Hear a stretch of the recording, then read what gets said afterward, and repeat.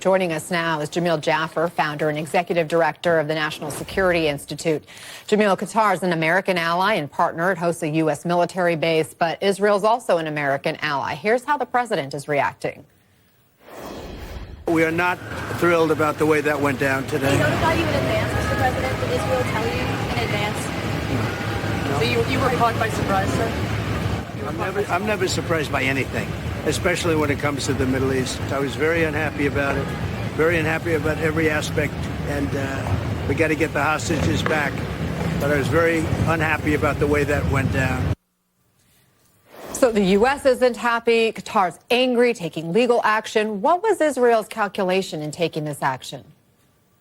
Well, look, I think Israel's position is we're going to go after Hamas wherever they are in the world, much like the United States did when we went after al-Qaeda for 20 years, circling the globe trying to kill al-Qaeda terrorists. Now, look, at the end of the day, if Qatar or any other country is unwilling or unable to control their territory, the U.S. and our allies have in the past asserted the right to go after terrorists in that territory. Here you have a little bit of a different situation because you're talking about Qatar, which has been brokering a negotiation, but they have hosted al-Qaeda members in the past, ISIS members in the past, and as recently as these last few months and years, Hamas leadership. And so that's a real problem. And now taking a military strike, which is different than conducting covert action or a kill type mission, that can make a difference. And so conducting a military strike on another nation's capital can obviously raise significant concerns. What is the U.S. role now moving forward, and what comes next?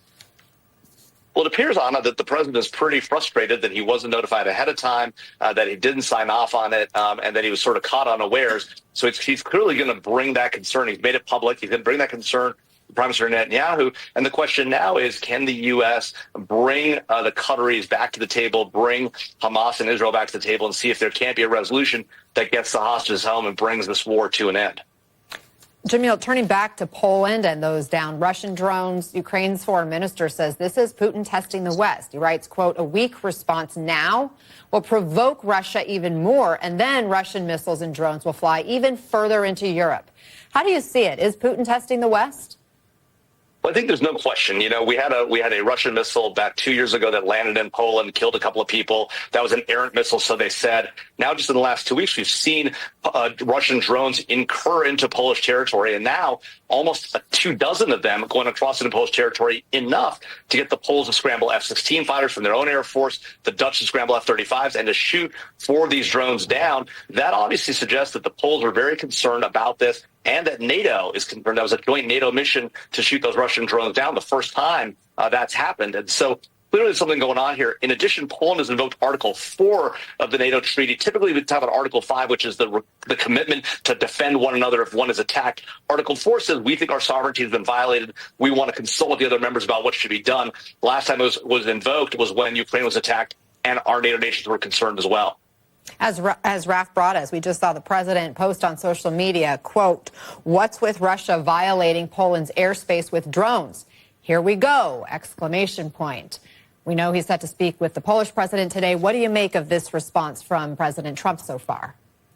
Well, in a lot of ways, it's interesting because President Trump has tried really hard to get Vladimir Putin to the table. He's talked about ending this war before he took office, in the first few months of taking office. That obviously hasn't happened yet. And the president seems to be getting frustrated with Vladimir Putin. At times we've seen him say, hey, stop attacking civilian sites and the like. And now he's saying, what are you doing flying your drones over NATO territory? This is a real problem. And so, Vladimir Putin, in a lot of ways, is his own worst enemy. President Trump, who's tried to get Vladimir Putin a good deal here, may very well respond by turning around and saying, look, I'm going to need to arm the Ukrainians, get NATO ready, and be prepared to push really back on Russia if we're going to get to a deal here and really put pressure militarily on the Russians. That might actually be the thing that turns the corner.